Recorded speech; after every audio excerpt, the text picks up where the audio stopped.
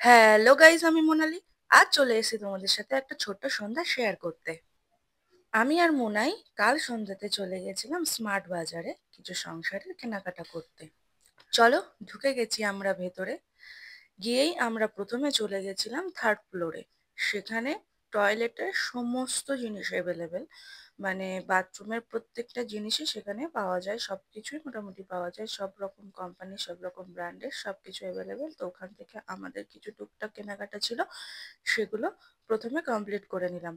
তারপরে ঘুরতে ঘুরতে দেখি হঠাৎ করে এই কৌটোর জায়গাগুলো, মানে এটা একটা অফ সাইটে পড়েছিল, কিন্তু কৌটোগুলো দেখে এত ভালো লেগেছে যে কোনটা ছেড়ে কোনটা নেব আমি সেটাই বুঝতে পারছিলাম না।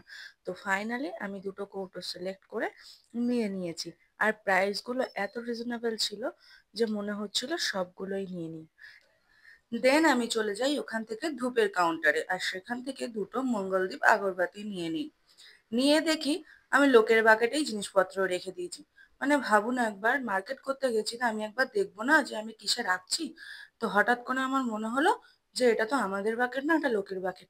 তাই আবার সেখান থেকে তুলে নিয়ে আমাদের বাকেটে রাখলাম। কপালের জোর সেই বাকেটের মালিক আশেপাশে ছিল না।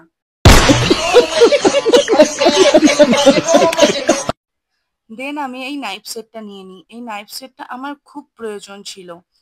স্মার্ট বাজারে না প্রত্যেকটা জিনিস এভেলেবেল থাকে, মানে প্রত্যেকটা, আর খুব রিজনেবল প্রাইসে। সেই কারণে অল্প জিনিস কেনার থাকুক আর বেশি জিনিস কেনার থাকুক, আমার কিন্তু স্মার্ট বাজারেই যাওয়া লাগবে। ও দাঁড়ান দাঁড়ান, লিফটে উঠেছি, তার মানে লিফটটাকেও এক্সপেরিমেন্ট করা লাগবে। ফার্স্ট ফ্লোরের সুইচ অলরেডি চাপা আছে, কিন্তু তাতেও আমার হবে না, আমাকেও চাপ। আরে দাঁড়ান দাঁড়ান, এই জিরোতে কেন আলো জ্বলছে না সেটা তো আমাকে জানতেই হবে, বারবার চেপে দেখতে হবে এই জিরোতে কেন আলো জ্বলছে না।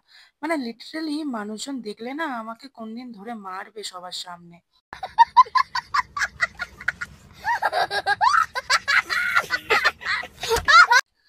যাই হোক, এক্সপেরিমেন্টে কোনো কাজ দিল না, আমাদেরকে লিফট থেকে নামিয়েই দিল ফার্স্ট ফ্লোরে। ফার্স্ট ফ্লোরে এসে গেছি, এখানে আছে গ্রোসারির সমস্ত রকম আইটেম। সমস্ত রকম মানে সমস্ত রকম সব কিছু এখানে অ্যাভেলেবেল। তো আমার একটু ছোলার প্রয়োজন ছিল।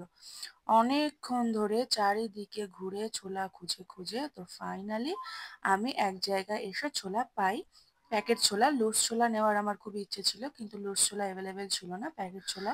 মুনাই অনেকক্ষণ ধরে তার ডেট খুঁজে বের করলো, তারপরে ফাইনালি সেটা বাকেটে রাখলো। চলো এবার সবকিছু তাহলে বিল করে নেওয়া যাক। বিল করতে করতে কিন্তু বেশ অনেকটাই টাইম লেগে গেছিল। প্রথমে তো আমাদের অনেকক্ষণ লাইনে দাঁড়িয়ে থাকতে হয়েছিল। বেশ অনেকক্ষণ লাইনে দাঁড়ানোর পর আমাদের জন্য কাউন্টার খালি হয়। আমার তো ভাই কেনাকাটা করার কথা ছিল, আমার কেনাকাটা করার টান। এবার বিল মেটানোর পালা মোনাই। আমার তো আর কোনো কাজ নেই, তাই ভাবলাম নিজেকে একটু তোমাদেরকে দেখিয়ে নিই। তো চলো, মোনাইয়েরও বিল মেটানো কমপ্লিট। তো কি কি কেনাকাটা করেছি ফাইনালি সেটা তোমাদের সঙ্গে একটু ছোট্ট করে শেয়ার করে দিই। এই যে ওদের কাছ থেকে একটা ব্যাগও নিয়ে নিলাম, কারণ এই জিনিসপত্রগুলো নিয়ে আসার মতো কোনো ব্যাগ আমাদের কাছে ছিল না। তাই অগত্যা ওদের কাছ থেকে 9 টাকা দিয়ে এই ব্যাগটা আমাদের কিনতে হলো। ভাবুন একবার, 9 টাকা দাম নিয়ে নিল এই একটা ব্যাগের। যাই হোক, কিছু করার নেই। বিলের ফাইনাল চেকিং কমপ্লিট। তারপরে আমার হঠাৎ করে চোখ পড়লো ওই ছোট্ট ফ্যানটার দিকে।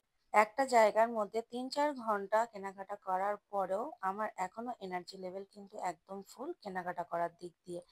আমার মতো এরকম আর কে কে আছে আমাকে একটু জানিও তো, যে কেনাকাটা করা কমপ্লিট হয়ে যাওয়ার পরেও মনে হয় এখনো কিছু নিলে ভালো হতো। অনেক তো কেনাকাটা হলো, এবার চলো বেরোনো যাক। রাতও তখন অনেকটাই হয়ে গেছিল।